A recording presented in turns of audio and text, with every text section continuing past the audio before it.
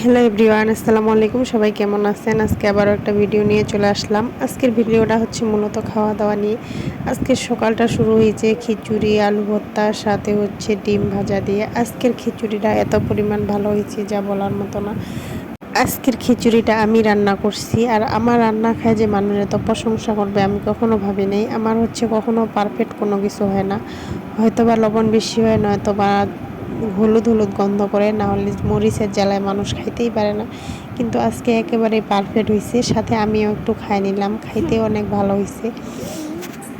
নিজে শখ করে একটা জিনিস বানাই, সেটা যদি মানুষ খাইতেই না পারে তখন নিজের কাছে অনেক খারাপ লাগে। সাথে হচ্ছে যে খায় সে তো আমার নামে এক ডাকি বদনাম করেই। বাই দা ওয়ে, আজকে হচ্ছে আমি সব কিছু তাড়াহুড়া করে করছি, কিন্তু এইভাবে ভালো হয়ে যাবে হুট করে আমি বুঝতেই পারি নাই।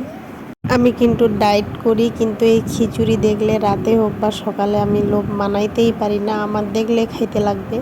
কারণ খিচুড়ি আমার এতটা পছন্দের। আমাদের বাসায় কারো খুব একটা খিচুড়ি পছন্দ না, কিন্তু আমার অনেক পছন্দ দেখে মাঝে মধ্যে আমি রান্না করি। সকালের খিচুড়ি খাওয়া শেষ করে আমি দুপুরে যখন খাইতে বসি তখনকার ভিডিও ক্লিপস একটু নিয়ে নিতেছিলাম। এটা ছিল গচি মাছ।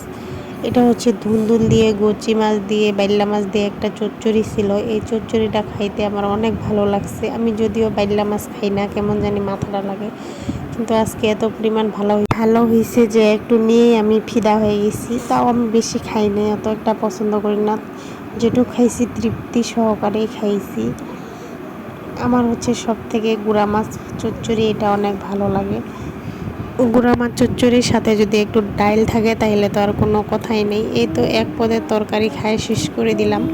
আমি শুরুতেই ভুল করে ফেলছি, আগে চচ্চড়ি দিয়ে খাই ফেলছি, কিন্তু আগে আমার ভাজি দিয়ে খাওয়ার দরকার ছিল। এটা হচ্ছে পটলের ভাজি।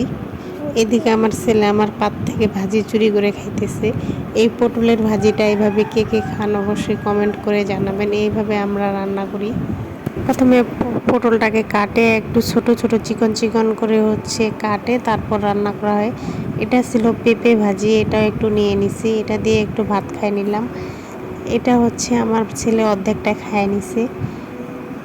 এখন হচ্ছে আরেকটা তরকারি ছিল, এটা হচ্ছে বাইল্লা মাছ দিয়ে, আলু দিয়ে, মেবি আর জানি কি টমেটো ছিল, এটা চচ্চড়ি। এটা দিয়ে কিছুটা ভাত খাই নিব। সাথে আরেকটা আইটেম আছে, ওটা হচ্ছে ডাল। এটা হচ্ছে কদু দিয়ে মুসুরির ডালের একটা তরকারি, এটা দিয়েও আমি ভাত খাই নিলাম। ভাবতেছিলাম যে খাওয়ার পরিমাণটা একটু কমাই দিব, কিন্তু এত মজার মজার তরকারি খাইতে খাইতে কমও খাইলাম না, একবারে পেট ভরে খাই নিলাম। এভাবে কি ডায়েট করা সম্ভব? তো আজকের ভিডিওটা এই পর্যন্তই। সবাই ভালো থাকবেন, সুস্থ থাকবেন। আল্লাহ হাফেজ।